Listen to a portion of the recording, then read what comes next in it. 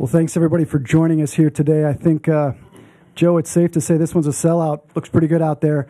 Before we get started, I'm gonna thank a few people for being in the crowd here today, and a lot of people that have touched Joe's life, including his entire family. It's great to see you all here. Thank you for being here. Joe's got some coaches and teammates from high school here, so thanks for being here, guys. We have NHL star Zach Parisi here today. Past Twins GMs Bill Smith, Terry Ryan, also Jim Rance and Jerry Bell are here. Thanks, guys, for being here. We got a whole lot of Twins managers here. Tom Kelly, Ron Gardenhire, Paul Molitor, and Rocco Baldelli are here today. Past teammates and coaches Joe Vavra, Tony O, Corey Koski, Glenn Perkins, and Justin Morneau. Thanks for being here today. We also have some Twins alumni here, Tim Laudner, Ken Herbeck, and Hall of Famer Jack Morris. Thank you all for being here. I think that says a little bit about Joe Mauer. With that, I'm going to hand it off to Twins president Dave St. Peter. Actually, Dustin, I think Jim Pohlad is going to lead off today. Let's lead off with Jim Pohlad. Thank you. It's always good to let Jim lead off. Corrected. Welcome, everybody. I'm really happy to be here. I'm kind of happy to be here. It is a day of mixed emotion for sure for our family, and I know the Twins organization and Twins fans, but it's obviously a day that had to come, and I won't ever forget Sunday, September 30th, and I know it was impromptu, not scripted or staged at all, but it was truly a memorable day, and I can't think in my own mind of a better way of an on-field experience for Joe to have played his last game as a Twin, which is very sad. I know nobody's here to hear me speak, so I'll try to be as quick as possible. But I'll never forget the spring of 2010. We'd been away. My family had been away in Cambodia, actually, and had a number of conversations with Bill Smith on the phone, all of which resulted in Joe's contract back in 2010. And shortly after landing from Cambodia, we flew down to Florida, and I will never, ever forget this. I met Joe in the lobby of one of the outbuildings of the spring training facility, and he shook my hand and told me that he would always give us his best. And I've never forgotten that, and I've always believed it. There have been some down times, but mostly great times, but I never doubted what he said to me that day, and I always believed he delivered on that. So I'm sad for the organization and for our family. I'm happy for Joe, Maddie, and the entire Mauer family, which there are a lot of them. And it's a new era, and I just wish you all the best. Thank you. To say the least, the Minnesota Twins have been incredibly blessed to have had Joe Mauer part of our franchise over the past 18 years. Joe's longtime teammate Michael Kadire, I think, said it best last week when he said, "I can't think of a single person who represented an organization, a community, his city, and his state as well as Joe Mauer." And while today marks the conclusion of Joe's playing career, it's our sincere hope that Joe will always be connected to this franchise. When contemplating what to say about Joe Mauer and what he's meant to the Minnesota Twins, our fans, our game, our state, I found myself coming back to four basic words. The first word is respect. Joe earned respect every single day from his managers, his coaches, his teammates. Those inside of our clubhouse understood Joe's greatness as a player, but maybe more importantly, I think they appreciated him as a professional, as a leader, as a competitor, and as a friend. On the diamond, Joe's reputation drew attention and respect from every opposing manager, every opposing player, and every umpire. Over the past 15 years, few, if any player in our game had more respect on the diamond than Joe Mauer. The second word is history. The numbers tell the story. Joe Mauer's legacy of greatness is forever engraved in the history of the Minnesota Twins franchise. And in addition, it's our view, and while we're biased, it's our view that Joe's body of work should one day make him the fourth St. Paul native to earn enshrinement in Cooperstown. The third word for me is class. Every day, in every way, Joe Mauer is all class. The way he treats people, the way he engages with fans, the way he gives back to this community. There has never been a day, never, that we haven't been extraordinarily proud to to call Joe Mauer a Minnesota Twin. And the fourth word, and probably the most important word, is family. Is there a closer family than the Mauer family? Joe models the importance of family each and every day. Today, let's take a moment to salute Joe as an incredible father, husband, brother, son, and grandson. On behalf of every single member of the Minnesota Twins organization and millions of fans across Twins territory, let's say thank you to number 7. Well played, Joseph Patrick Mauer.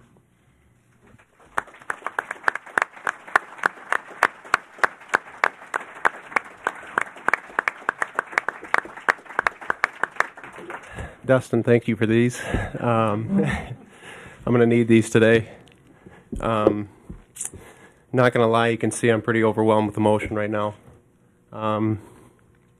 Seeing everyone in here, in this room today, it means so much to have you all here. And to be honest, I probably wouldn't even be here, sitting up here, if you weren't here for the support and guidance that has been given to me by so many of you along the way. There are so many people here who I'd like to thank for the role that they have played throughout my life and my career. I think the best place to start today is with my family. Mom and Dad.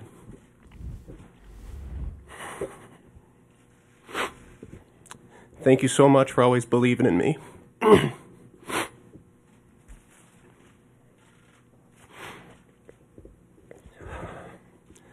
For sitting at my countless games and tournaments, and for being the pillar of support back then and always.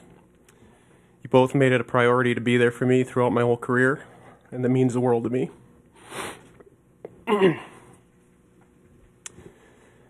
You've helped keep me grounded, and have never let me forget my roots. Thanks to my brothers Jake and Bill. Thanks for always letting your little brother tag along. I know it's not easy sometimes, but I've always appreciated that. You guys have been there through it all. Jake, I'll never forget our years in the minor leagues together. Some of my favorite times. Bill, I was proud to catch you in that spring training game where you got to face your favorite player, David Ortiz. Thank you, Gardy, for letting that happen, too. I'm also proud to say that we got him out. It's pretty amazing that 3 brothers from Minnesota at one point all donned a Twins uniform, and I'll always be thankful we were able to share that together. I want to thank my grandma and Grandpa Tierney for being my biggest fans. I always knew I could look up there and see you both sitting in the stands, and that meant more to me than you will ever know. I think my 15 years in the big leagues, they maybe missed a dozen games. And at 81 a pop at home games, that's pretty darn good.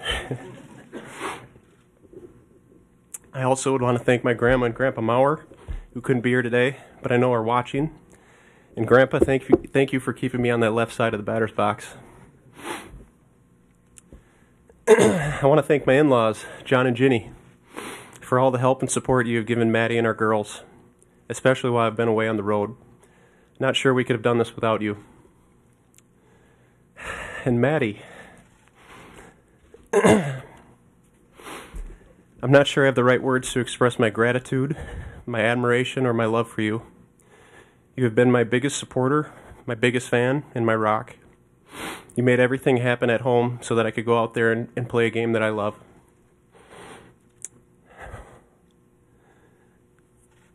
When I look at our girls, I see the wonderful young ladies they are turning into, and I'm constantly reminded of the amazing job that you are doing as their mother.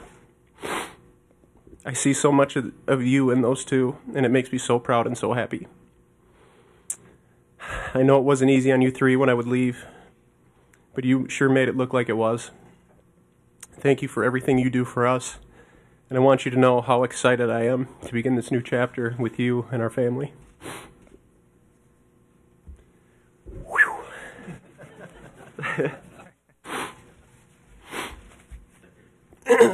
Hopefully I can get through this. Thanks for bearing with me.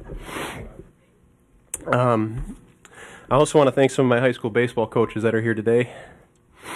Jim O'Neill, Mike Hanza, Snap Leitner. And for everybody who wonders why I don't swing at the first pitch, Jim O'Neill is the reason. Jim, you taught me a lot about patience and waiting for the right pitch. You always told me if I swung the bat, I'd hit the ball, so I might as well wait for that good one.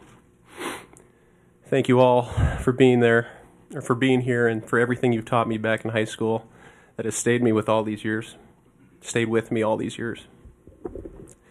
I want to thank my best friend Tony Leisman, who's in the crowd today.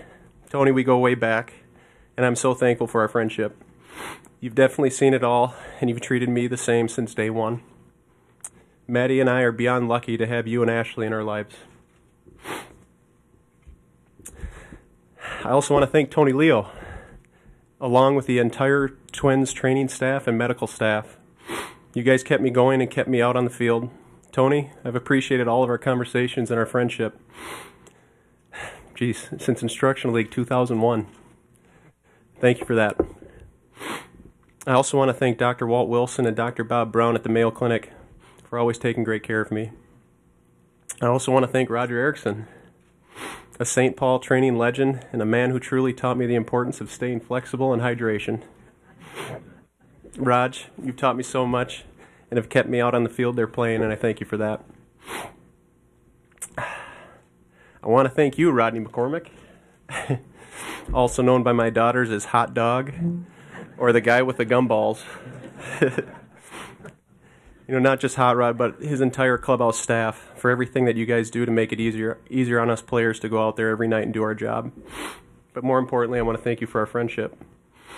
You've been there through it all and have always been so good to me and my family.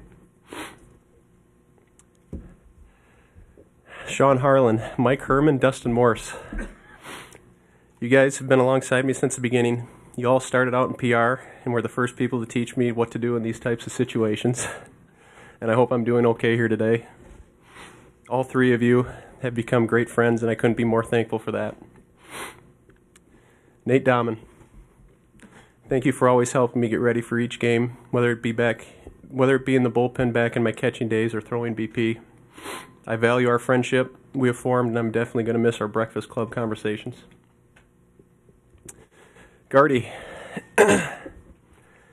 Gardy, I've learned so much from you from over the years. You've always had a great knack for keeping things light and fun in the clubhouse and created an environment that made guys excited to come to work every day. You've been through a lot with me and have always been a big influence on how I approach the game, so thank you for that. I also want to thank Joe Vavra, who's been a longtime coach and friend. You've put so many hours in with me over the years, in the cage and on the field. Thank you for always being there and being ready to help me improve. You know my swing better than anybody, and thank you for that.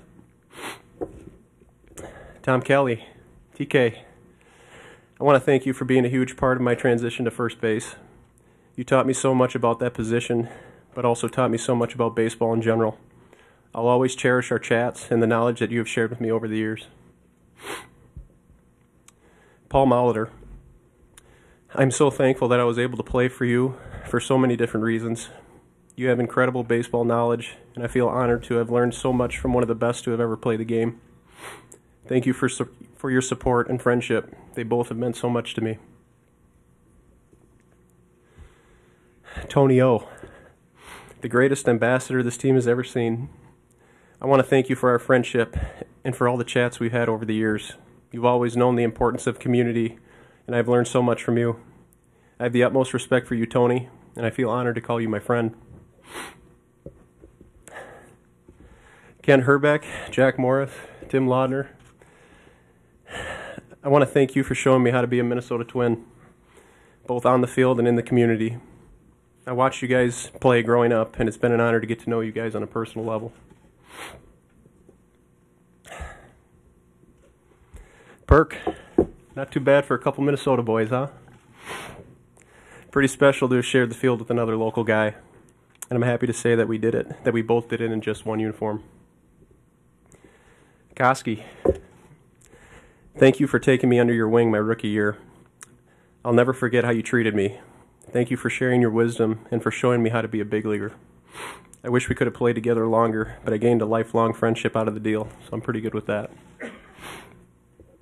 Morny, I knew the day we played a pickup hockey game in the Isles of Sports Authority down in Fort Myers that we'd be good friends. You were my longest teammate, and over all these years I never lost I never lost sight of your ambition, perseverance, and love for this game. You played it well and you played it right. It was an honor to share the field with you. Thank you. Terry Ryan. I want to thank you for taking a chance on a St. Paul kid back in 2001.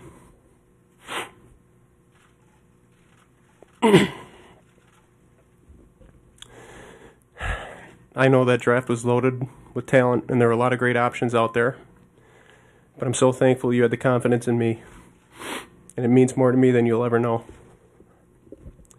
Bill Smith, I want to thank you for helping to keep me in this uniform. I never wanted to play anywhere else, and it's been a true honor to wear one jersey all these years. Jerry Bell, thank you. Jim Rance, thank you guys. You mean the world to me. So happy that you guys can be here today. And along with Terry and Bill and everyone, I also want to thank Rob Anthony, Mike Radcliffe, Joe Leppel, and Mark Wilson. I know you all had a big hand in that as well, and I thank you for it. Although they're not here, I want to thank my agents Ron Shapiro and Michael Moss. They also played a big role in keeping me in Minnesota and have always been two very influential men in my life. Whew. Well, I think I've slowly made my way back up to this table, and with that I want to thank Dave St. Peter. Dave, we go back to the beginning. We go back to the beginning as well, and I want to thank you for everything. I've always viewed you as a mentor when it came to getting out in the community and making a difference. Thank you for always supporting my ideas and helping them come to life. And on the topic of getting out in the community, I also want to thank Brian Donaldson and his amazing team. They do so much for this organization and have helped me with all my events over the years, most recently helping Maddie and I host an amazing event for Gillette Children's Hospital. Thank you all for that. I know a lot of you are in the back, so thank you all. And Renell Dorn, this includes you too. You are the driving force behind all the wonderful things the WIVE organization does in the community, and I know Maddie is beyond grateful for your guidance and friendship. We both appreciate you more than you know. Thad and Derek, even though you've only been here, I've only been with this organization for a couple years, I feel like I've known you both for much longer. You guys are an incredible addition to this team, and I cannot thank you enough for your friendship and support. You have been so great to both me and my family these past 2 seasons, and I thank you for that. I want to thank Jim, Donna, and the entire Polette family. It seems just like yesterday I was sitting at a table at Cretin-Derham Hall with Carl and Terry Ryan where this whole thing started. I am so grateful that your family gave me the opportunity to not only start but finish my playing career with my hometown team. There is nowhere else I ever wanted to be. And lastly, I want to thank all of my teammates and coaches that I have played with all over the years. I've been on a lot of really good teams and met many fantastic people from all over the world. I will always cherish the times we had and will carry all of you with me in my memories. When you play for one organization for 18 years, you get to know a lot of people. And for anyone I may not have mentioned today, I look forward to saying thank you in person in the near future. You know, oftentimes retirement press conferences can feel like a farewell, but for me, this one doesn't. I may not be suiting up to play any more ball games, but the beauty of being from Minnesota is that I don't have to say goodbye to all the people here today who have become family. You will always be a part of me, and I cannot thank you enough for always being there and supporting me. My career wouldn't be what it is without you guys.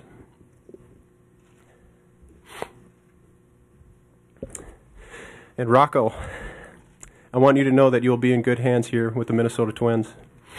They are truly a fantastic organization, and you will have a great support system around you. I've always respected you on and off the field, and I wish you all the best next season. I know you have a lot of knowledge to share with the boys in 2019. Before we turn this over to media for questions, I want to take a quick second to thank them as well for being here today. I've known many of you in this room since my high school days, and along with my grandparents, who have clipped and saved every article, I want to thank you for documenting my career and following my journey. Thank you, guys.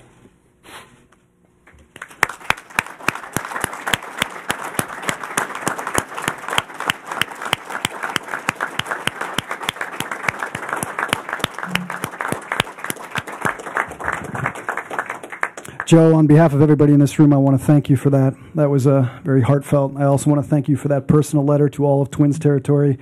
What a great thing you did there. With that, I'm going to open this up to questions. Please wait for the wireless mics. Mitch, Corey, and Elvis have them scattered throughout the room. And we can start with Joe Schmidt in the back. Hey, Joe, how you doing? Better now. Better now, thank you. When you look back at your career, all the numbers, the MVP, batting titles, what are you going to be the most proud of? Just the relationships that I've been able to make. That's why I'm so emotional here today. A lot of us go back 20-plus years. I think I first met Terry Ryan when I was, 15 years old? 14. Thank you, yeah. Just the relationships you're able to make and to form and to last for these many years, and even when people have moved on, that's what's most important to me. And the teammates, obviously, that I've been able to play with, those relationships as well. Yeah, I mean, there's so much to be thankful for, but that's what's come first to mind. I'm going to be available to help bring catcher. I got a lot of time on my hands now. I haven't gotten that far yet, but I don't see this, like I said, as a farewell. I'm going to raise my kids here. My family's here. I'm born and raised.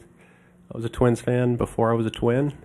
I'll be a Twins fan after I'm done as a player. So I don't plan on going anywhere unless you guys don't want me. But I'm here, and that's one thing I told some of the boys. That last week, a lot of guys were running around trying to get things signed and all this, and I said, guys, I'm only a phone call away. I'll be here no matter what happens with me. I'll be here ready to help and to help this team win in the future. Chip? Hey, Joe, congrats. Going back to your high school days and being with Tony and Rashawn and going against Mo and all those guys, how did that shape you in terms of just enjoying competition? Well, I loved it. I loved every minute of it. Doesn't matter what the game, I love to compete. And I think sometimes that gets lost in the general public. But just ask my brothers over here. It doesn't matter what we're playing or whether it's a game or football or basketball, whatever. I just love to compete. Once I try out a game or try something out, I try to be the best that I can be at it. And, those days down at Jimmy Lee, those days down at all the ball fields in St. Paul helped mold me into the guy I am today. And like I said, I have a lot more thank yous to go, but I think today was a good start. Brian Murphy? Joe, over here. You mentioned in your letter the concussion that you suffered in May was a major factor in this. If you hadn't suffered that at all, do you think we'd be here today? I don't know. I'm not sure. I think that definitely opened my eyes a little bit. Brought me back to 2013 and a lot of the struggles that I had faced then. And that's one thing, I worked so hard to get back to playing and finishing this year out, and I'm thankful I was able to do that, and that play wasn't the end, but it made me thinking, obviously my doctors and our doctors made me aware of the risk, but when it happened, it made me a little more aware. So, in spring training, I told all you guys, I hope I'm here next year, doing this all over again, and that really was my mindset. It just, over a course of a major league season, things happen, and you make adjustments, and, I feel like this is the best plan not only for me, but for my family, so I'm happy about that. Dan Hayes? Joe, right here. Was there any part of you that thought in May you might not be back? That you might just have to call it right there? And what was that week kind of like at home? Yeah, the unknown. Not knowing when you try to ride a bike that everything's going to be okay. That's what's so difficult with concussions. It's different for everyone. And through my experience, at that time, I wasn't sure if I was able to come back and do what I loved. So. Like I said, I was thankful that I was able to do that and finish this season out on a strong note. On your right, Joe. Brandon? Hey, Joe. Just want to know, do you remember when you first considered retirement, whether it was this year, previously, or when you started thinking about the end? Well, I think just as you become a veteran player, I think it kind of comes up. I guess, considering it seriously, probably after that concussion this year. But it comes up, and obviously as you become a parent and your family and starts growing, and it's it puts a lot of things in perspective. So, like I said, I wanted to take time. It was so emotional for me, that second half of the season, and I wanted to take time to separate a lot of those things. I said in my letter, and just hoping that it let things calm down a little bit, and that make sure the daily grind was making my decision. And I've done that. I've taken the time that I needed to take, and I feel 100% behind my decision. So I'm excited for that next chapter. Center back. Joe, this is the time when a lot of people start talking about legacies. What do you want your Twins' legacy to be? I think just that there's a lot of things, but I would say just respect. I respected the game, respected my teammates, and I did everything that I could possibly do to help this team win each and every day. I've been fortunate enough to have the personal accolades, and I really do believe that that's a byproduct of how the team does, and those things just come along with it. But I think I'd want to be known as just a great teammate, a great person, and a guy that gave it everything he had. Dave. Joe, I know this decision was one you put a lot of thought into. Did you ever waver? I mean, the past couple weeks, have you thought maybe I could go back and do it again? Yeah, I think that's the competitive side of me. I still feel like I can compete at this level. So that's a tough thing to swallow. But and that's the thing. I know the right decision for me, and I made it. So I'm excited and I'm happy for that, and I'm happy to spend time with my girls and the new baby that's coming soon. Any minute, hopefully not today. Dave Campbell. Joe, you started doing those game ball ceremonies last couple of seasons. Like, what was the most important thing to you about that, and the kind of messages you're trying to send to the rest of the team? Yeah, it all started because I wanted to get our guys to recognize the little things that help your team win each and every day. I actually kind of took it from some of my hockey buddies. They do, ceremonial. Some teams do a ceremonial, puck or whatever, and kind of recognize a guy for a good game. Well, and actually Michael Kadire too. I think he tried to start that a few years back, but it just didn't catch on. But I knew we had a young team, and I wanted them to see the importance of running every ball out, taking first to third, just little things that don't show up in a box score, and make them aware of that. And it's easy to call a guy out that's went 4 for 4 with a couple home runs and RBIs, but a guy that made a great defensive play that got us out of a big jam. Those are the little plays that I wanted them to recognize and pay attention to, because that's what good teams do. Jim in the back.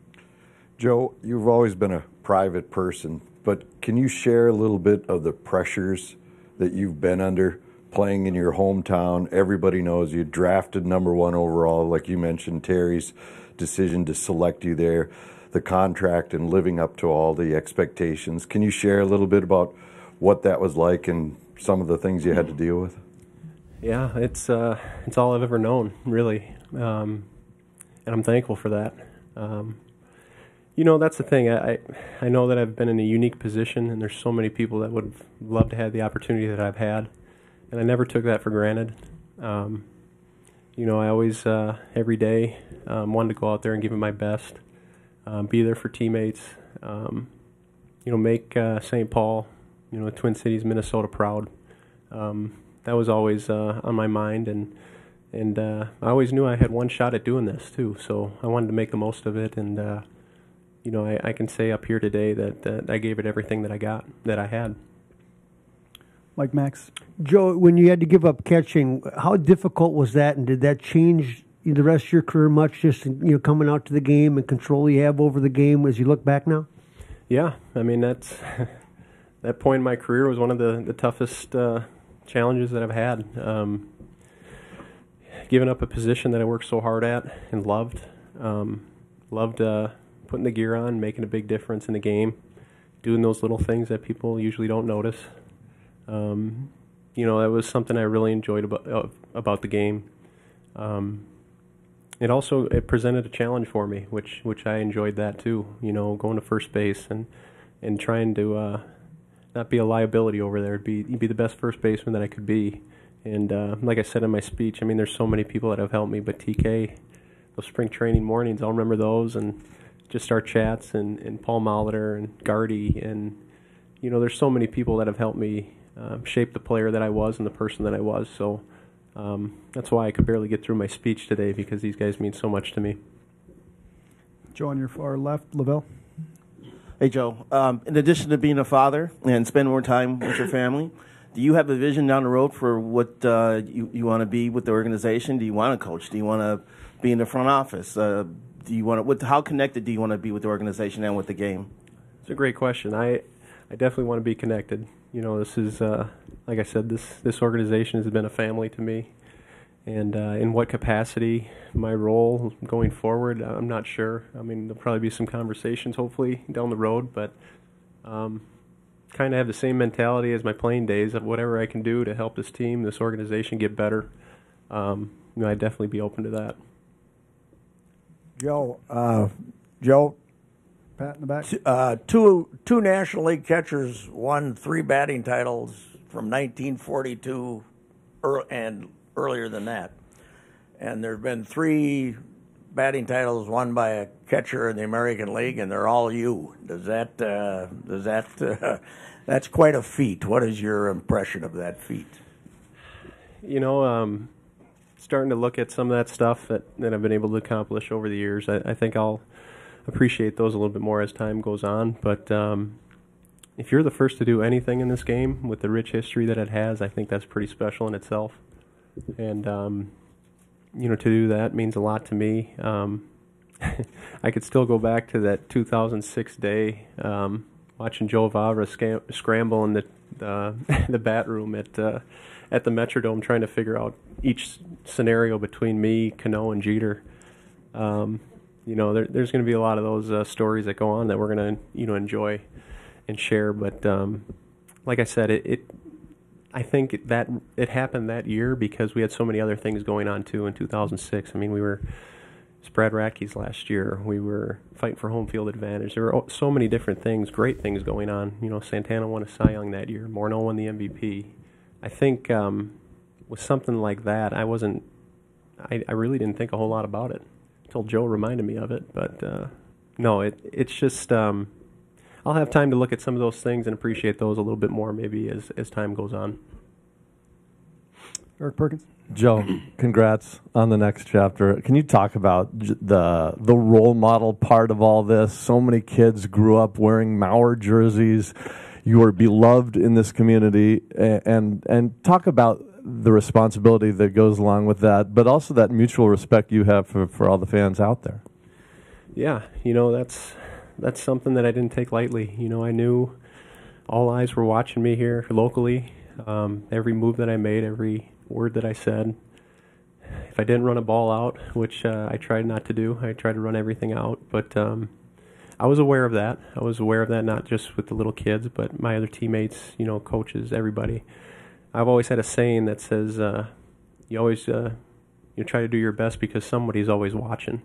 And, I carried that with me, every day that I came to the ball field. And, I understood my, my position, not only as a player, but also as a public figure and a role model for everybody. Rhett? Joe, it's so rare for a player these days to play for one organization their entire career. What does it mean to you that you only played with the Twins during your career? It means everything. I never wavered where I wanted to be. This is where I wanted to be. Like I said, my grandparents got to come watch me play at every home game. I really can't think of any other big leaguer out there that's ever had that. Their grandparents at every home game. I say a dozen games. Think of that, 81 games for home in one season. They were there, missed a dozen games over 15 years. It's pretty special. And I don't know if you guys caught on, but one little thing that was special with us is that I'd always tip my cap.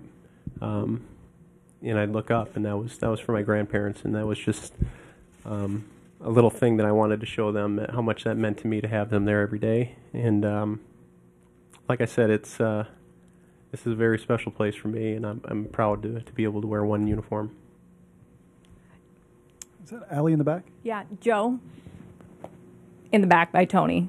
Okay. What does retirement look like for you? I know you've got 2 young kids at home, but will you be coaching T-ball? What is a typical day going to be like? That's a great question. In a few days, number 3 will be on the way, so I'll be all hands on deck with that. But and I'm excited for that. I'm excited to be there, be around for the girls, be around for my wife, be around for this baby.